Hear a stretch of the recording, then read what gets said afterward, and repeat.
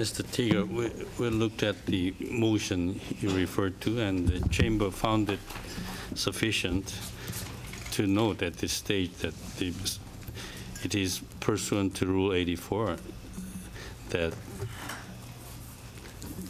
the accused is making its statement, and then the remainder will be taken care of after his statement. I understand, Your Honor, and I wasn't disputing the court in any way. I just was concerned about the possibility of some confusion. Thank you. Thank you. Mr. Karadžić, please continue.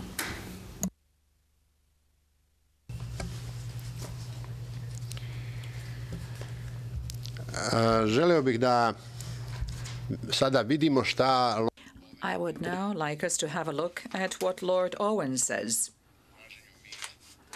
who was a mediator in the search for peace. Let us see what he says about Markale. Lord Owen, bivši šef britanske diplomatije, predstavlja Evropu kao kopredsednik konferencije o bivšoj Jugoslaviji zajedno sa gospodinom Stoltenbergom, predstavnikom Ujedinjenih nacija.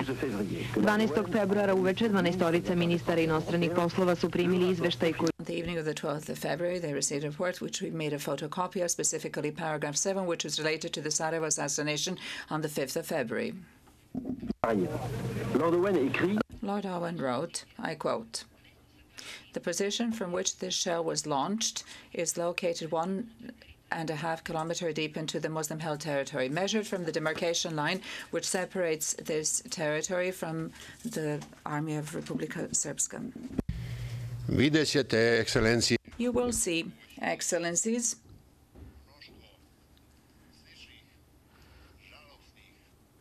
in this courtroom, a multitude of similar things that the other side did to their own people that were stage managed. Now I'd like to draw your attention to yet another trick of this sort that caused serious damage to us there, and now the prosecution is trying to benefit from it even further. Anybody pretending that there are innocents in this business and that there is one side that is pure white, the victims, and the other side pure wrong, black, the aggressors. That is not the case. Lord David Owen came to Bosnia-Herzegovina in August of 1992 to replace Lord Carrington as mediator for the European community and with a reputation as a hard-line critic of the Bosnian Serbs. But Owen quickly learned that Muslim forces routinely staged incidents to turn world opinion against the Serbs. Media reports, for instance, had accused the Serbs of targeting Koševo Hospital in Sarajevo. The UN monitors actually saw a mortar crew come into the hospital in Bosnian government military forces uniform and fire over the Kosovo hospital into an area, presumably Serb. The mortar was packed up very quickly. Television crew arrived, set up in the grounds of the hospital. A few minutes later, retaliatory fire from the place where the mortar came, and of course landed on or near the hospital, all filmed on television. Owen learned a strongly worded letter had been sent to the government of Alija Izetbegović by the UN commander in Sarajevo, General Philippe Morillon, stating, quote, "I now have concrete evidence from witnesses of this disreputable and cowardly act. I must point out to you the harm that such blatant disregard for the Geneva Convention does to your cause." When I said to General Morillon, who was, I think, exceptionally able soldier in every way, "Why don't you make this public?" He shrugged his shoulders in a sort of Gallic way, and he said, "We have to look at it." Lord Owen and UN mediator Cyrus Vance found that their efforts to negotiate a compromise to end the conflict were undermined by the propaganda war that targeted U.S. public opinion. In America, they have a press and a television presentation that is still cowboys and Indians, good and bad. They like to see things in simple terms. There's no doubt about that. And it's been helped by some very strongly motivated propaganda. There's propaganda war as well as an actual physical war.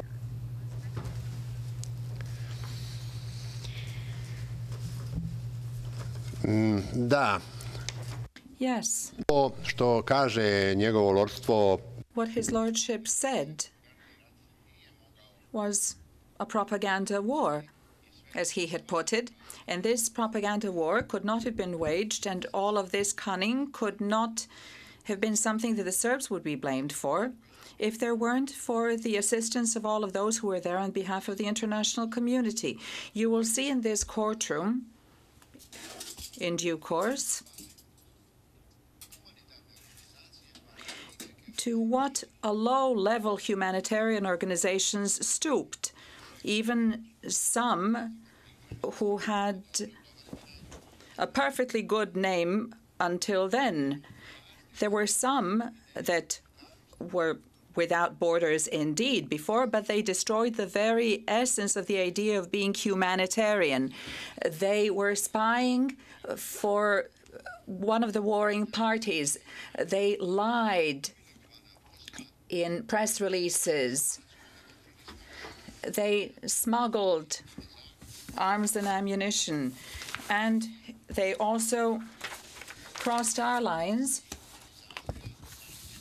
pretending to belong to these organizations and protected vehicles. And later, when our soldiers became suspicious and started checking them, then we are criticized for being unpleasant to these organizations. They smuggled weapons. They smuggled enemy combatants. In a word, they were a warring party. They were a warring party. When our troops legitimately started defending themselves from these sabotage actions, these unlawful actions launched by certain organizations, humanitarian organizations that were doing this either on their own or were simply handing their vehicles, their protected vehicles, over to others. We have this dirty war waged against us. And also there was the war in the media. As Lord Owen said, that could not have happened if it weren't for the media.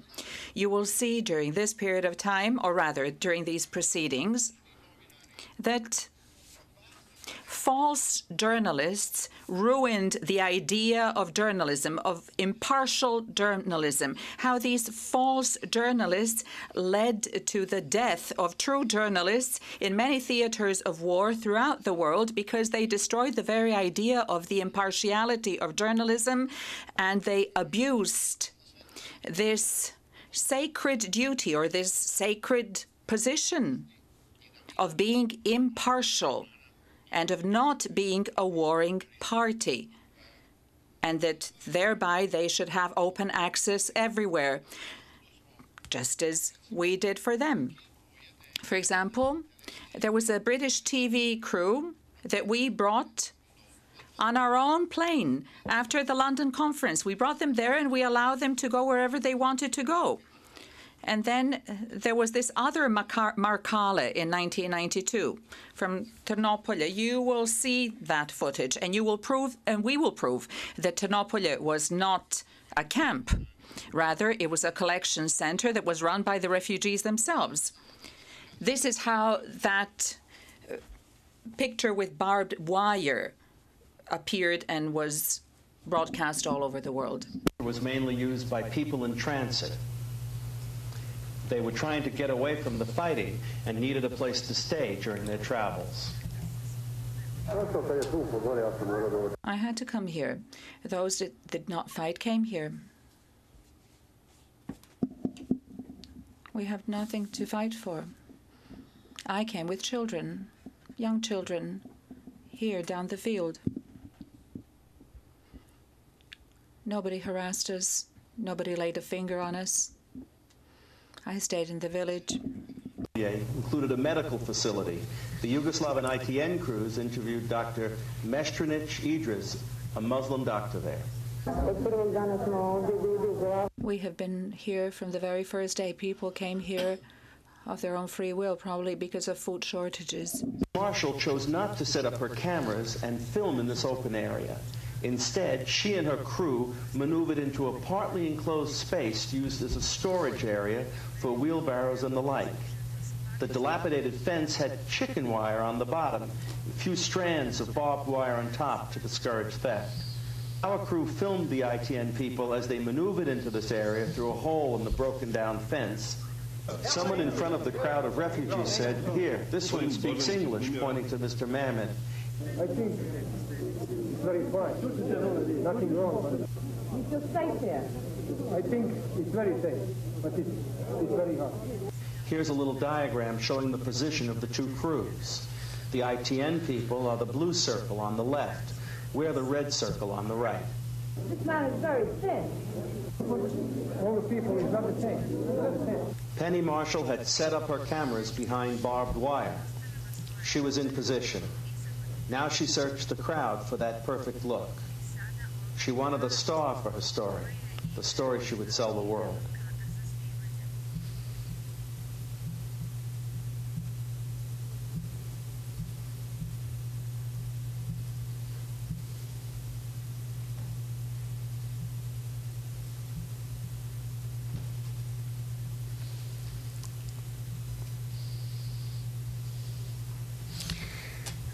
Excellency. Your Excellencies, we will prove by way of evidence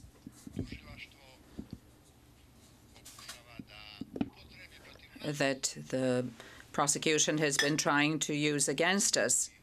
Through that, we are going to prove what we are trying to say. This was a collection center. Logor za.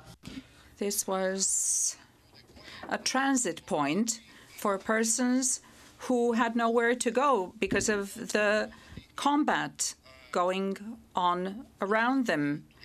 This will tellingly be proved by the evidence that the prosecution is trying to use against us, but we are going to use it in our own defense. The team that you saw went into the tool shed, and there's barbed wire around it. So they were surrounded by barbed wire, but they were filming free people. And we suffered gravely on account of the fact that this image went all over the world. We were harshly punished for that imagery. I wonder how Miss Penny Marshall sleeps after all the harm she inflicted on us by sending these images around the world. But to have this brought into court and to have this war cunning be used in a court of law and to create a picture of the Serbs on that basis and to condemn the Serbs on that basis, that is a different matter. I have said that we had done everything possible to achieve peace and avoid war. Let me remind you that in 1991 there was a lot of tension. There was war in Croatia. There were misunderstandings. Then this junior MBO Muslim party led by Zulfikar Pašić and Filipović came to see us and said, "This is bad. What's going on is not good. Are you going to give up on the idea of regionalization of Serbian autonomous provinces and all other measures that we undertook exclusively as a response to the measures undertaken against us by the SDA?" And we did accept. And this is what one of their leaders testified about this. They designed and proposed a historic Serbian-Muslim agreement with a view to avoiding a war. And the whole idea was to have the Muslims and the Serbs living alongside each other. If that had happened, we would have known now how many of them would still be alive and how many of them would not be living in poverty had this agreement been accepted. And as I said, all the measures that we have employed in response to illegal measures undertaken by the Muslim and the Croat side were based in law and international covenants. However, we abandoned all that once Zulfikar Pašić and Filipović came up with this idea. Now is a good time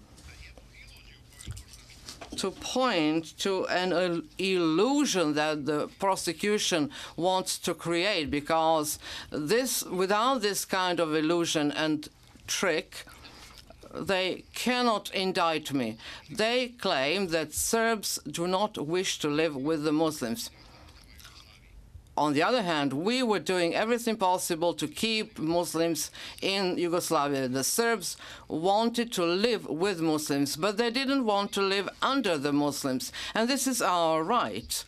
We shall never live under this kind of regime that would deprive us of our fundamental rights. So once we have established that the Serbs did everything to keep the Muslims in Yugoslavia and to live with them, the indictment should fall. What would the Muslims have in this kind of Yugoslavia? They would enjoy the protection as a people, and they would enjoy the protection in their own republic. If the Muslims said, we want to leave Yugoslavia, we would just tell them, give us what you have in Yugoslavia and we can leave.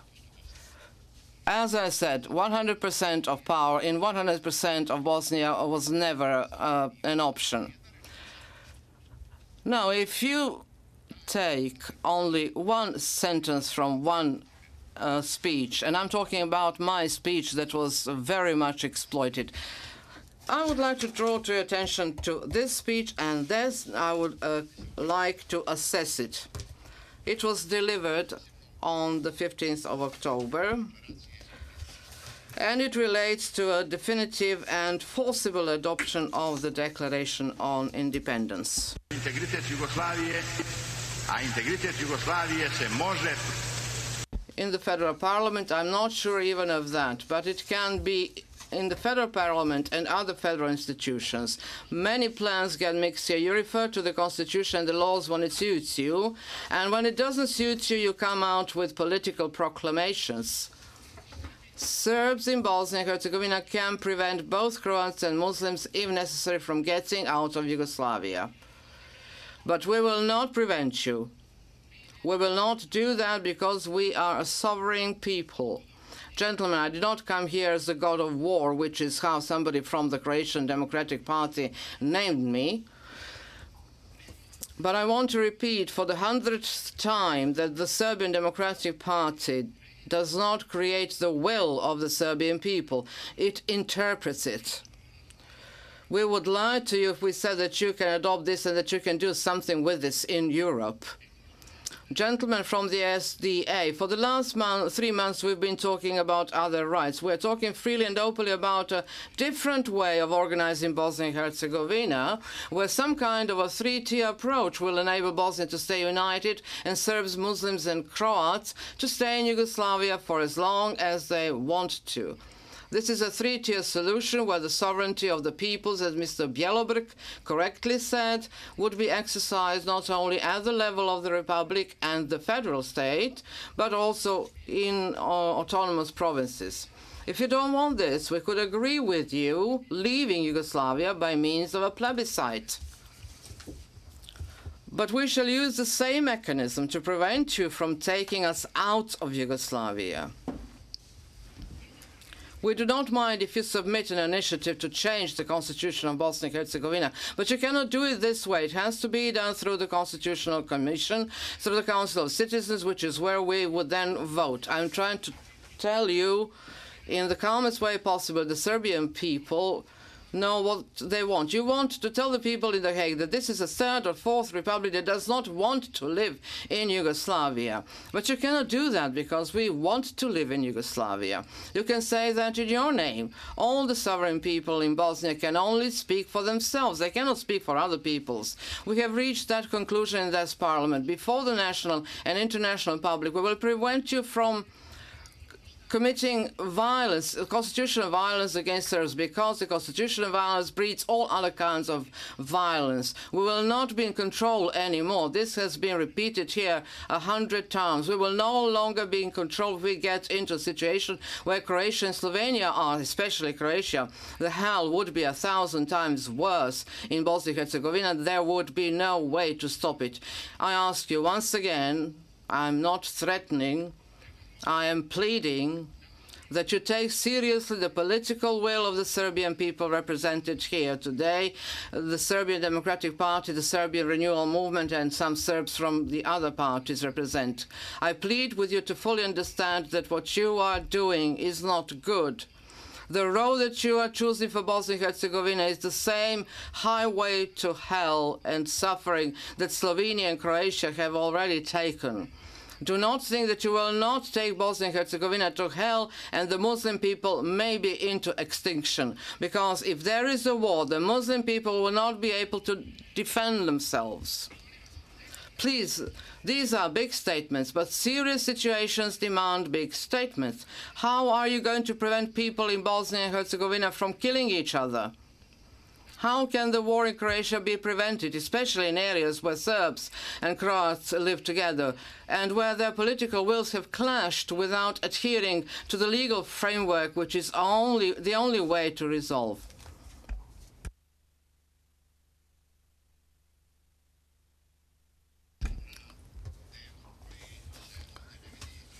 I also said we have to prevent chaos from setting in. We can introduce order, we have it in our hands, but we cannot manage chaos. So, taking all this into consideration and having heard what exceptional authorities worldwide said about the recognition and other issues, we have to ask ourselves what this small community of Serbs in Bosnia and Herzegovina could do except surrender and annihilate themselves.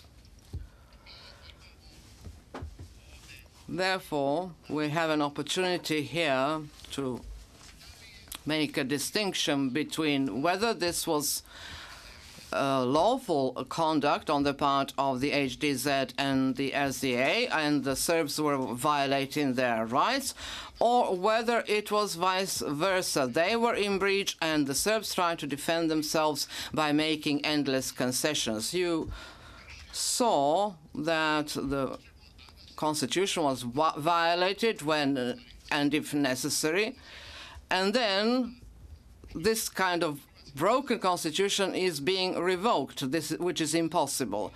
Now, the Croatian writer Karadžić said that this crisis developed by making a comparison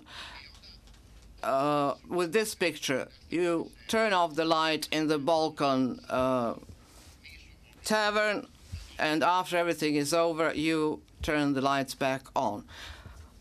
The Serbs couldn't allow that to happen. Let me remind you that the division and the partition of Bosnia and Herzegovina came from outside, and that was primarily the idea of Mr. Izetbegović. This will be confirmed by all the intercepts that you are going to hear. He was only interested in having Bosnia and Herzegovina, albeit a small one, but with Arab and Muslim influence in it.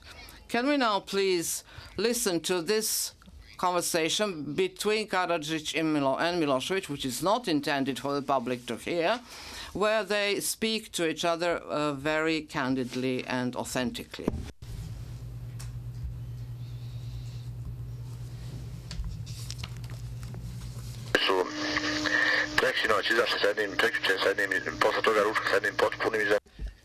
Karadžić, they surprised us the day before yesterday after that lunch. They completely took us by surprise. Izetbegović talked about the division of Bosnia. explicitly and openly. He'd never been more explicit.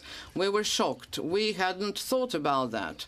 I don't think he, Izetbegovic, wants to unite with Croatia. He wants to use Croatia to leave Yugoslavia because what he'd like is to have some Islamic enclave in the valley of the river Bosna, which I think he needs for the Arab world.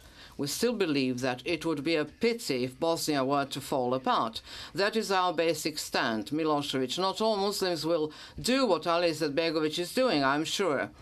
Karadžić, he's very cunning. He doesn't speak what those ultimate moves are, those last moves of his, the last intentions of an Islamic republic, and he's hiding behind the state and citizens.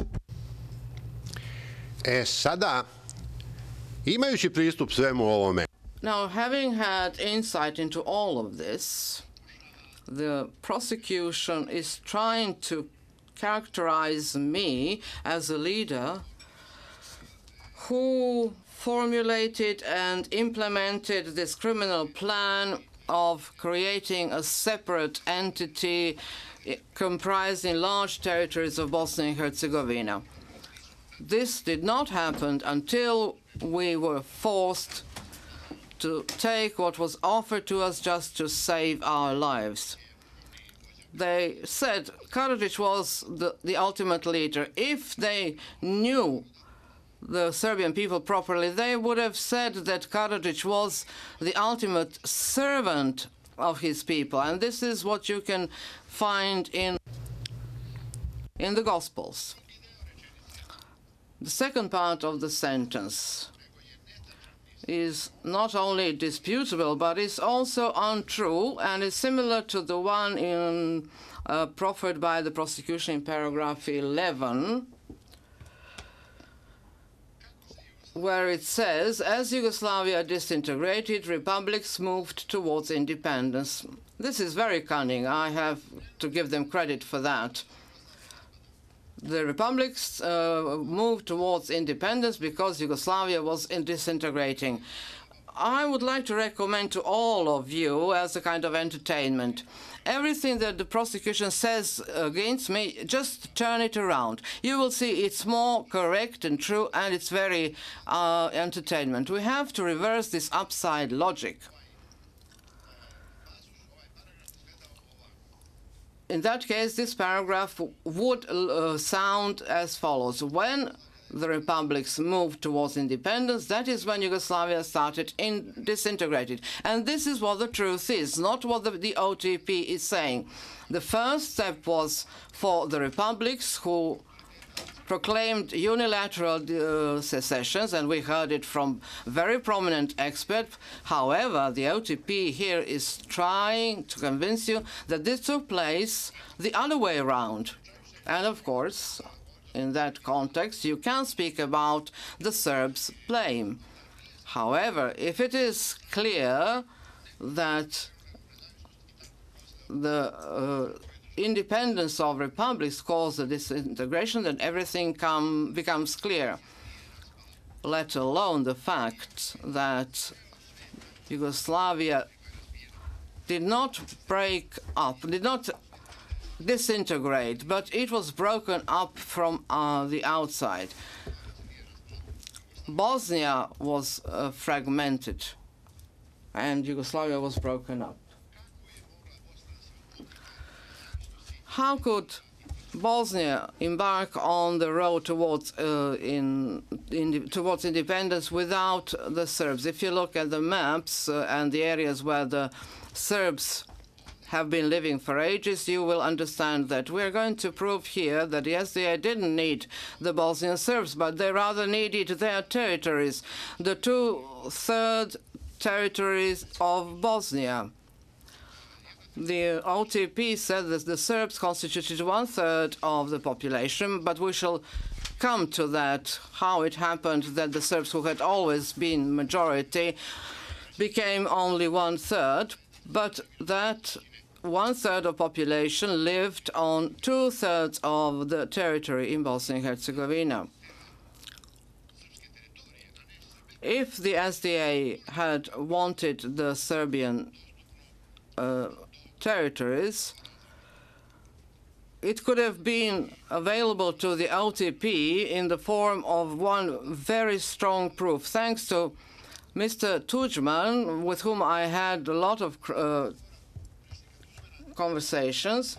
Let us now listen to an intercept between Tudjman and a high delegation from the U.S., in which he said, Muslims told me once that they were going to exterminate them all. I asked them, how are you going to expel 1.5 million Serbs out of Bosnia?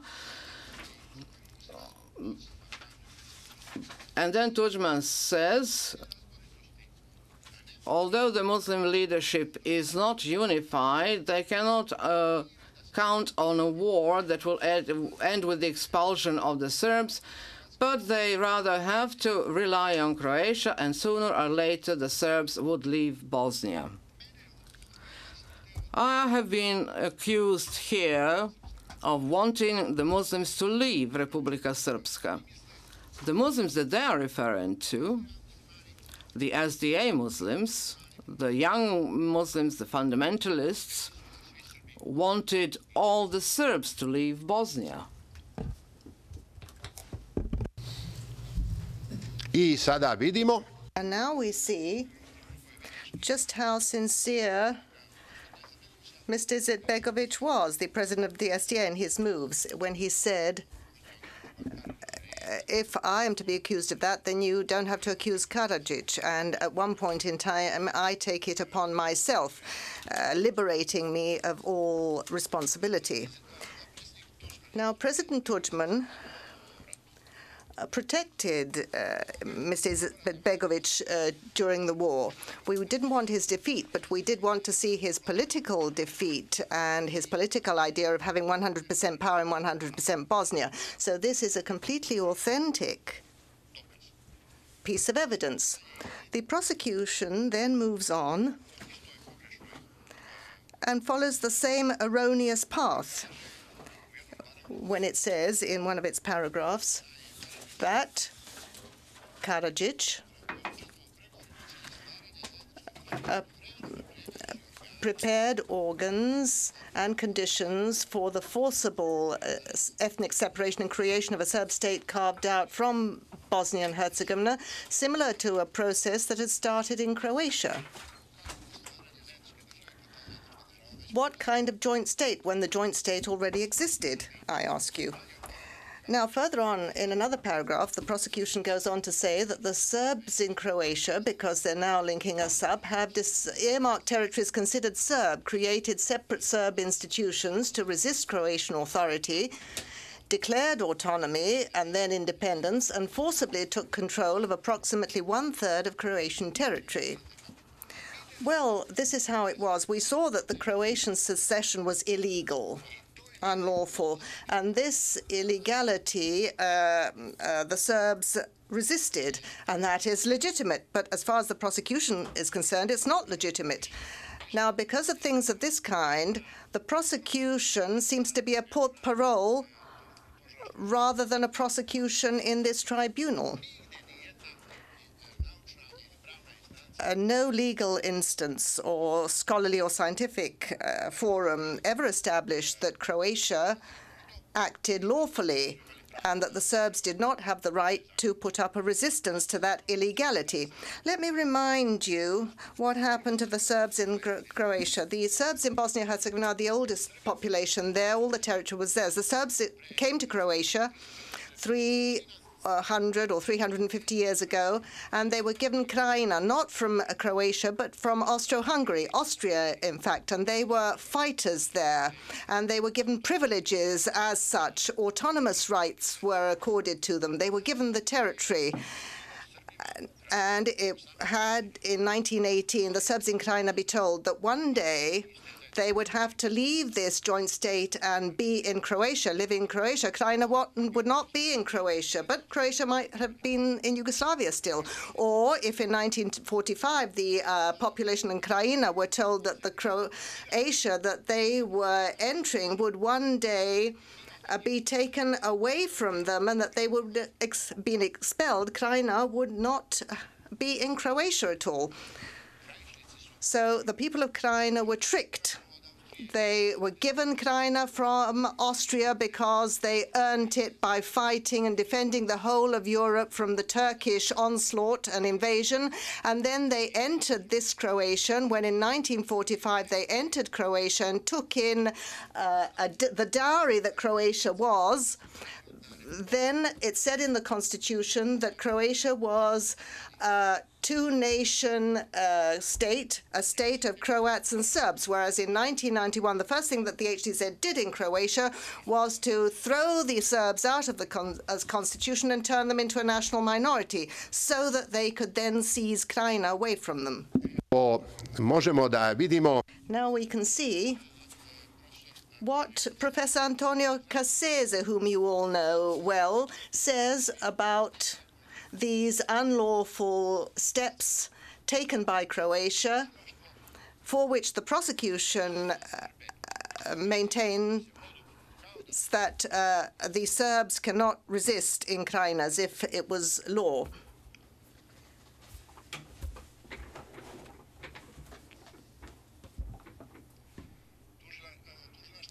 The prosecution is accusing me of ethnocentrism of some kind, and it says that we were ethnically motivated in wishing to create our own territories both in Croatia and in Bosnia-Herzegovina. Please, exclusively ethnic motives were on the side of the Slovenes, Croats, and Muslims to step down from Yugoslavia. They weren't political motives or economic ones or racial or religious ones. They were purely ethnic motives that led them to do that.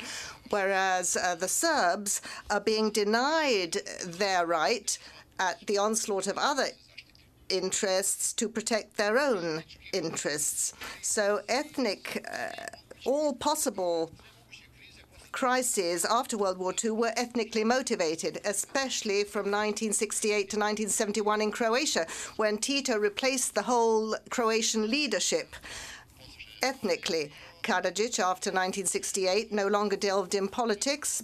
He took part in the student movement and then was a sort of dissident and worked in his profession and not in politics. So ethnic nationalism in 1990 and 1991 brought about everything that happened later on, whereas the Serbs are held responsible. Let me remind you that in Croatia, the Serbs did not vote for the Serbian Democratic Party in the majority, but for a multi-ethnic party of Ivica Račanin, of the communists of Ivica Račanin. Croatia had many parties and many secessionist parties at that, but the Croats voted for the HDZ, the most ethnically colored one, whereas the Serbs voted for the least ethnically colored party that cannot be considered Serb at all. And those Serbs in Croatia are then accused in the package, and all of us together with them, by the prosecution that we were ethnocentric or goodness knows what else.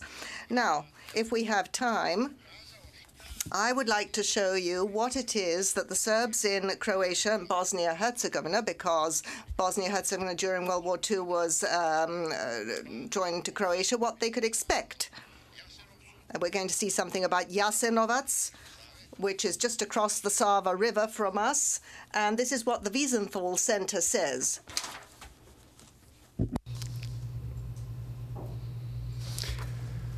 The Ustašas, founded in 1930,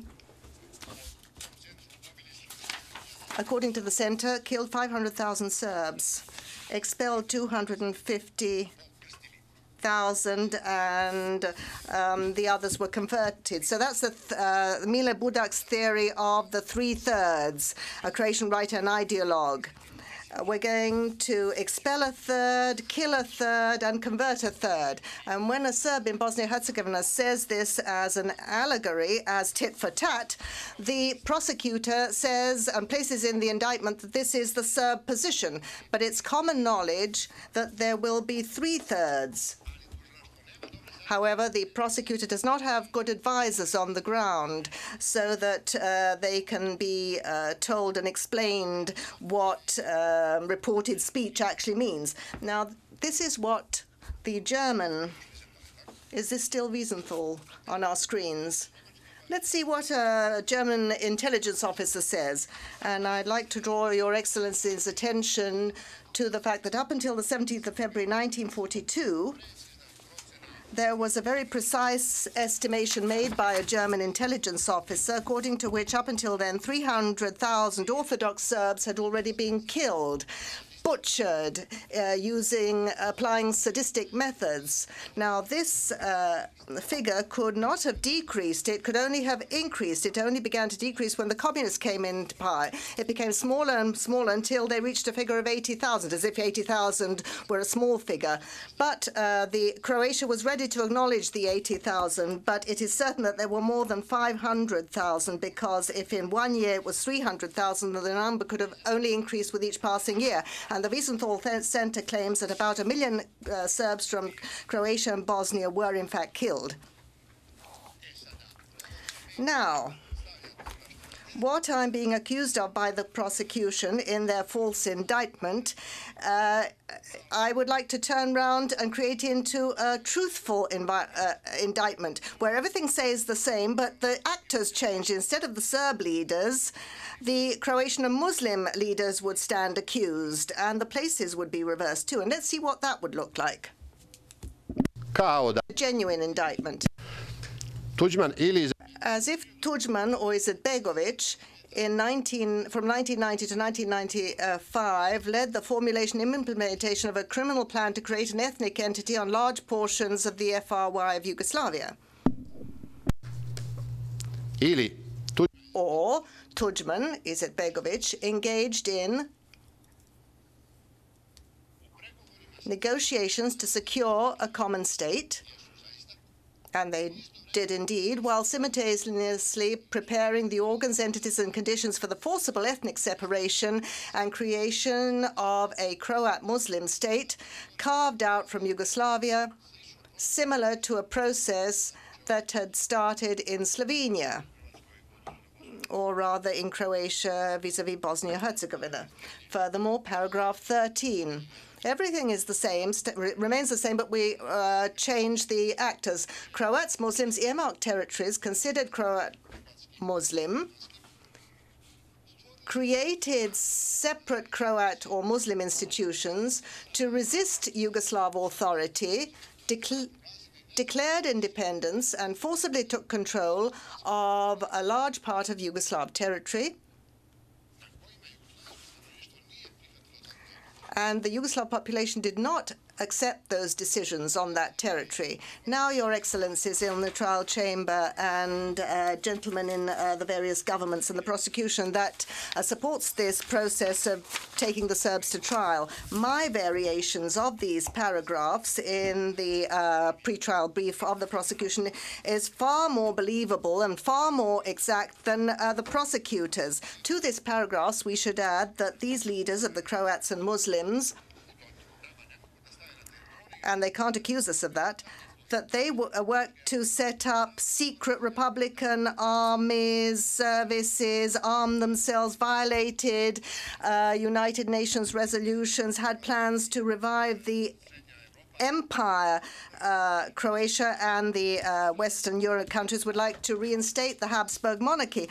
And you will see how the Muslim population in Turkey would like to see Turkey return to the Balkans, which allegedly during the Turkish occupation of 500 years flourished and was stable. Yes, it was stable, just like a cemetery is stable. Nobody does anything there. There's no movement at all in a cemetery. But Serbian culture, which until the arrival of the Turks was the leading culture in real Europe, and Stefan Lazarevic was the leading figure. He was a poet. He was a hero, well-liked by his friends in Europe.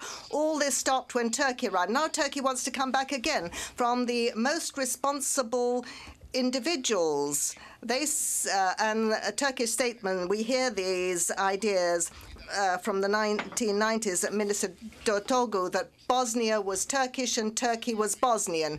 We are one, and we will come back again because it is in our interest to revive the Ottoman Empire. That is something that the Serbs do not accept. Imam više vremena. If I had more time, I would produce a series of evidence to show that the rhythm of the terrible changes in Croatia immediately after the elections, what happened? Every month there was a new shocking measure against the Serbs. First of all, the amendment throwing them out of the constitution. Then the constitution itself, in which they were reduced to a national minority. Then you had other measures that were taken. Arming secretly. Then next we had expulsions, killings in towns and in Serbian territories where the Serbs were in the majority.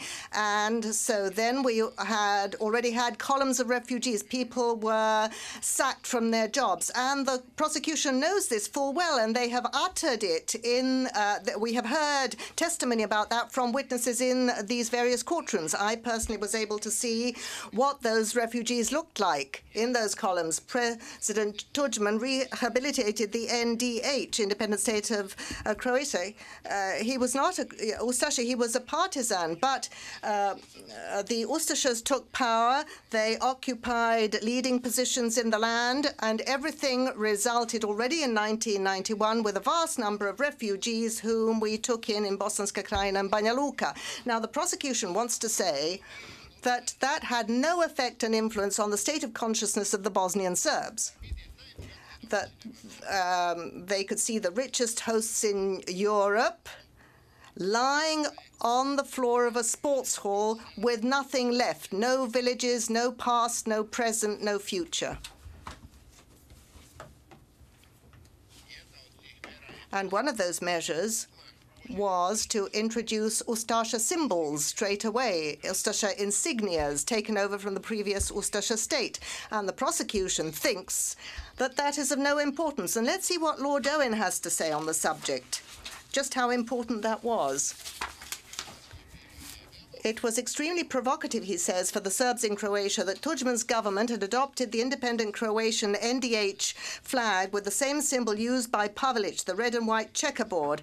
And it is under these insignias that the million Serbs suffered and fell as fatalities in World War II. That is what his lordship says. It wasn't provocative only, it was terrifying, both for the Serbs and for the Jews, and it corresponds to the title of a book written by Goldstein, a Croatian Jew, and he says 1941, the year that is returning.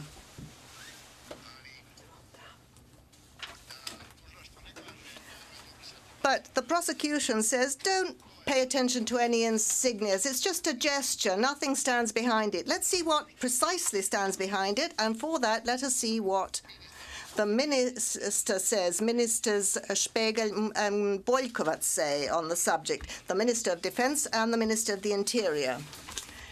There are 9,000 JN officers and 18,000 JN soldiers on the whole territory of Slovenia, Croatia, and part of Bosnia. We have now 80,000 people armed with Kalashnikovs. We will resolve Knin in the way that we will butcher them. We have the international community, especially now when this whore has won in Serbia. Milosevic? Yes, now, 2 days after he had won, the Americans offered to help us. And up until then, they had only speculated. They said, now it will be like this, 1,000 armored vehicles, cars, who knows what else. They will provide weapons and equipment for 100,000 soldiers, all free of charge. A Knin ćemo riješiti na taj način što ćemo pokasapiti. I to imamo međunarodno priznanje za to. Onda ćemo ih pokasapiti. Pogotovo sada kada je ova kurva pobijedio u Srbiji. Milošević? Da. Sad nam Amerikanci, drugi dan kad je on pobjedio, ponudili svu pomoć. A do tada su sve špekulirali. Are we hearing Kažu sad ovako, 1000 komada transportera oklopnih, ovakvih, onakvih automobila, šta ja znam, za Why it is not... The interpreters note that they don't have the transcript, and what is being now said has already been translated before. Are repeated here clearly and should be translated live, simultaneously. I take it that what we heard is the interpretation of what just heard now. Let's proceed. 1000 vojnika kompletno naoružanje. Besplatno. Free of charge. Army has no business there. They will be massacred. Everybody will be massacred already in their homes. To kill on the spot, on the street, in the army barracks compound, anywhere. Just take a pistol and shoot in the stomach. This will not be a conventional war. It will be a civil war with no consideration towards anyone. Not even towards women or children. The bombs simply need to be thrown into family apartments. Na licu mjesta. Nema ni prema djeci. Stan porodični. Physical liquidation. Somebody enters the apartment. The courier. He appears in front of the door. Bang, bang, bang, and returns downstairs. Let them call the police to establish who was that. Then down the stairs, he goes to the other and kills him at the same time. Don't mind the women or the children. It does not matter. Fizičku likvidaciju. Dobro, ne moramo I da ona utvrdi tko je. Ide se kod drugog i vremeno. Niti djeca, ništa. To se ne pita. We will use all means. We will also use weapons. Serbs will never again be in Croatia as long as we are here. Sva sredstva upotrijebit će. Verujte, ekscelencije, da su sve... Please believe me, Your Excellencies, that they did all this and worse. Everything they announced at the end of 1990, when they were deep in Yugoslavia still. They were within Yugoslavia, whereas they had prepared part of their population, the Serb population, they had prepared massacres for them, and they carried that out ultimately. And what was promised at the time, just as, for example, at the inception, Dalibor Brozovic of the Democratic Party said that Croatia would defend itself along the Drina River, as was the case in World War II, or some independent person of Serb origin or Croatian extremists said that on a Serb mountain, the checkerboard flag would be hoisted in 5 years' time. Well, we didn't believe that that would happen, but in 5 years' time, yes, indeed, there was a complete repetition of what happened during World War II and the columns of persons who were expelled, and you saw those columns leaving and fleeing Croatia. All of that is accessible to the Office of the Prosecutor and to the entire world. Everyone knows when this happened, how it ended, and what the authentic story is. However, the prosecution claims that it is I who watched what was happening to the Serbs in Croatia, and that on that basis I warned the Bosnian Serbs, mobilized them, told them to defend themselves, and so on.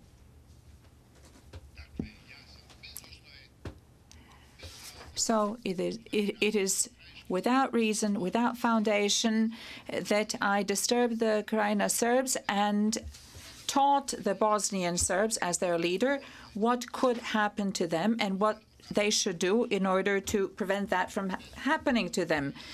The OTP says that that's what it was, but really this pretrial brief against me would have to be better, or there should have been no indictment against me in the first place. Ako mine, granate, mnoštvo... If grenades, shrapnel, streams of refugees, and promises from the Minister of Defense and the Minister of the Interior in Croatia are not a danger for Serbs in Croatia and Serbs in Bosnia-Herzegovina, that means that we should have been in a deep state of anesthesia and that we should have waited to be butchered like the Serbs before us. This is how the OTP qualifies this. Evo kako bi, kada se to... Now, if we were to turn it the other way around just by switching names and protagonists, this is the genuine indictment. Karadžić i rukovodstvo bosanskih Srba. Karadžić and the Bosnian Serb leadership were aware of the nature and purpose of a Croat arming campaign, the creation of an illegal army, through creating an illegal army and an enormous police force, dismissals of Serbs from work on ethnic grounds, killings of Serbs in towns, illegal degradation of Serb constitutional status.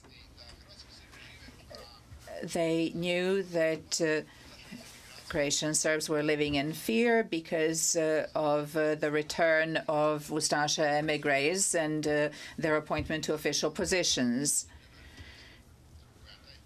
Karadžić supported the efforts by Krajina Serbs to protect their existence and cited them as an example to the Bosnian Serbs in case Bosnia chooses the same path as Croatia.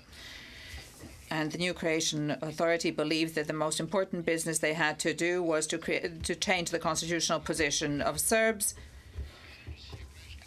Karadžić supported the Krajina Serbs in their efforts to ensure their safe future and quoted them as an example if Bosnia were to take the path as Croatia did. That is the proper and genuine indictment that should have been signed by the OTP, but they are accusing me because I was in this position of high responsibility. Now, that was paragraphs 15 and 16. Vidite kako po novom ustavu. You see what Croatia looks like according to the new constitution. The Republic of Croatia establishes itself as the national state of the Croatian people and the state of the members of autochthonous national minorities, the Serbs, Czechs, Slovaks, Italians, Hungarians, etc. And the Serbs joined together in Krajina, which they got from Austro-Hungary, not from Croatia, which was theirs in the first place. Minister Boljković, whom you heard at the very beginning of the crisis in January 1991, now takes a position that is one of a moral high ground and a repenting person. He says Croatia attacked the Serbs and Yugoslavia, not the other way around.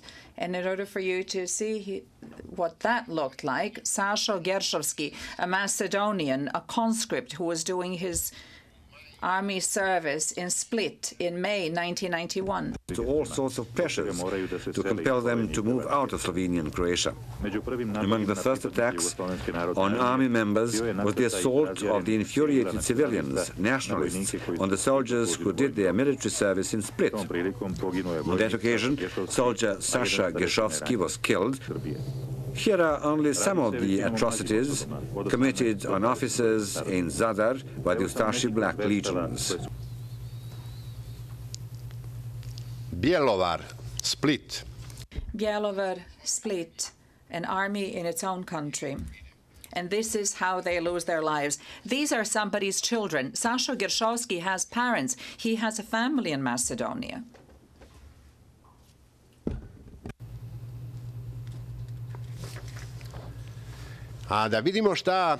And now let us have a look at what Warren Zimmerman says, who was not pro-Serb at all.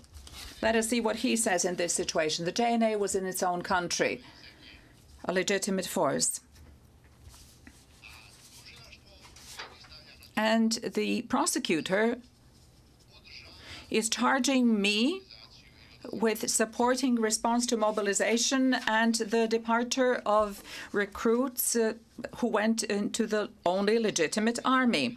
And he finds a connection between the Serb Democratic Party and the army. I shall tell you, Excellencies, since the SDS was a non-communist party, and the army viewed us the same way as they viewed the SDA and the HDZ. It's only when they realized that they could not spend a single night in areas that were under HDZ and SDA control that they realized that we were something different. The OTP is going to say that they were doing something for the Serbs. No, these were communist generals who did not like us, but they realized that they didn't even dare spend the night in areas that were under HDZ and SDA control, and they even couldn't keep their equipment there. And for an entire year, Croats and Muslims did not go into the army. They withdrew their own officers as well and created their own armies. The OTP is going to tell you that the JNA turned into the army of Republika Srpska. All the armies in all parts of the former Yugoslavia came into existence on the basis of the JNA, except that the others were created later because they created their own armed formations over a long period of time, whereas the Serbs refused to create their own armed formations until the order was given for the army of Yugoslavia, the army of their homeland, to withdraw from Bosnia. Of course, these people, these individuals joined their own people, their own nation then. Now, let us see how Germany in 1991, just like in 1941, congratulated Croatia, its ally. I have to say to our Western allies from the First and Second World Wars that perhaps we should envy the Croats for their allies. Germany proved to be a far more reliable ally than our allies from the First and Second World Wars, who turned against the Serbs and who caused us great pain. That shows that the German victory in 1991 was full and definite.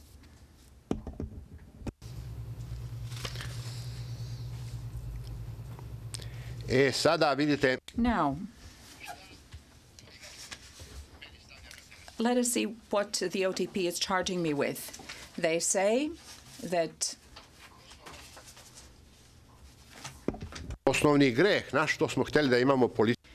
that our basic sin was the fact that we wanted to have a policy of our own, the continuity of the SDA and state structures.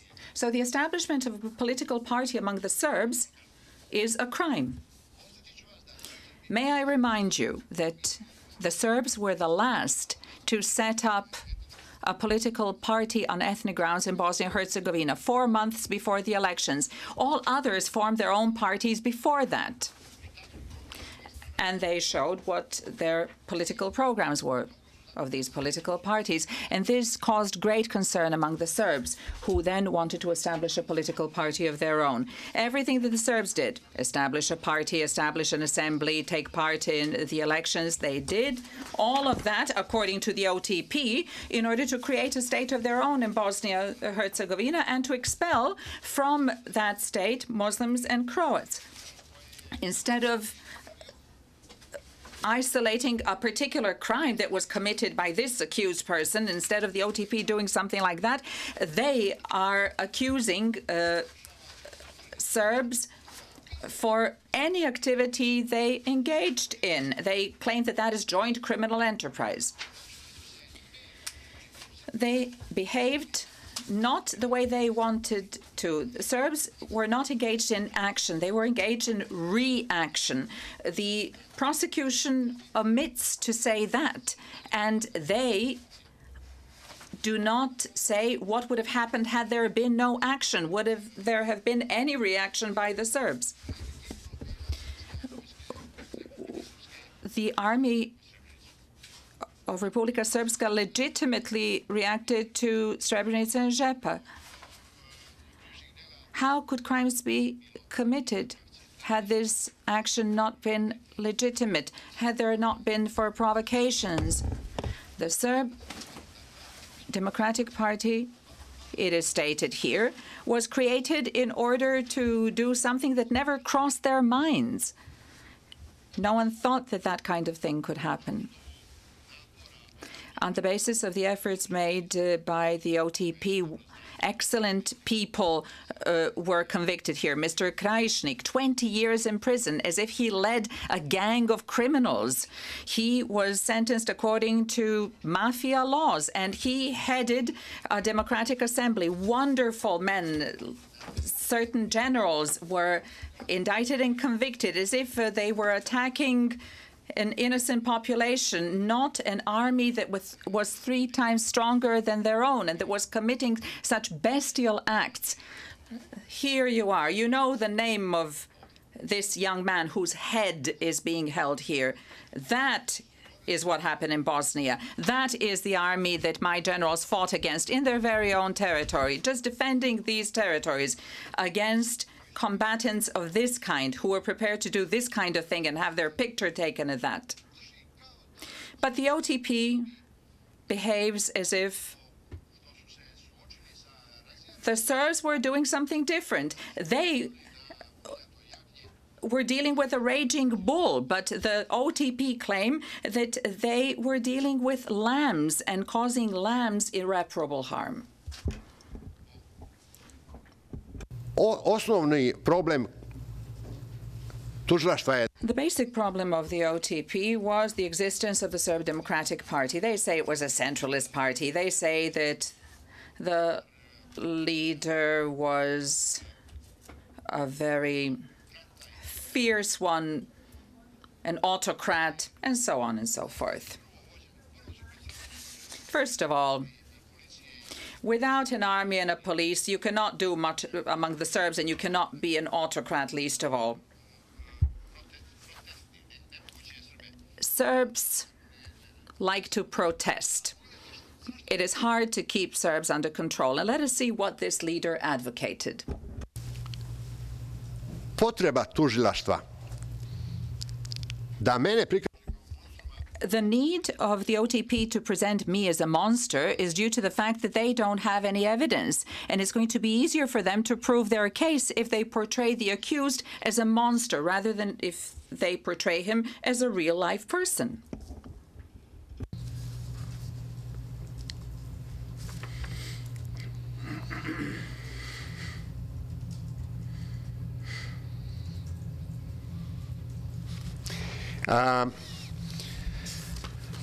Veoma je značajno priznanje tužilaštva da ja lično... It is very important that the OTP admitted that I personally did not commit any crimes. However, I think that that is very risky from the point of view of the prosecution interests if I did not commit a single crime.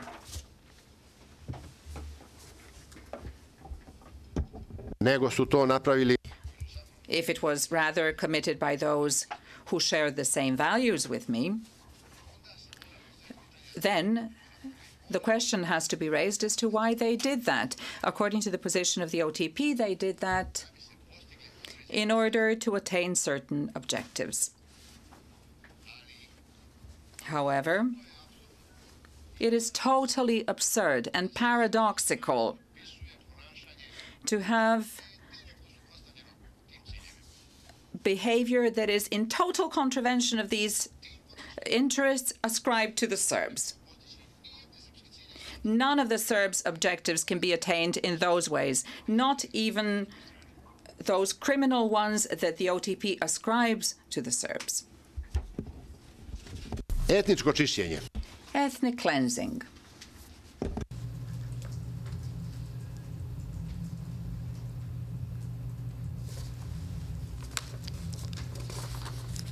A Srpska demokratska stranka i... The Serb Democratic Party and Radovan Karadžić and the Serb people in Bosnia-Herzegovina did their utmost, everything that could have been done in order to avoid a war.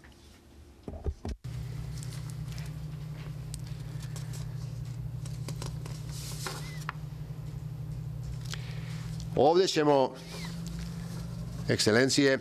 Excellencies, now we're going to put things in their right place. We are going to look at the chronology of what happened, what was cause and what was effect, and what stemmed from all of this. Then we're going to see that this kind of chronological analysis is going to prove causality, sequence of events, the options at one's disposal. Let's see whether the Serbs could have done anything else. Then genuine, not false consequence. Just 5 seconds, Your Excellency, please. Then we're going to see that this indictment should not have been issued in the first place, because it is the crisis itself, the war itself, that show what the reasons were, and there is no Serb responsibility for this. However, all of this is vague due to the position taken by the prosecution, and this prosecutor managed to, or rather the office of the prosecutor managed to convince some judges of things stand the way they portray them. Well, we'll break for half an hour.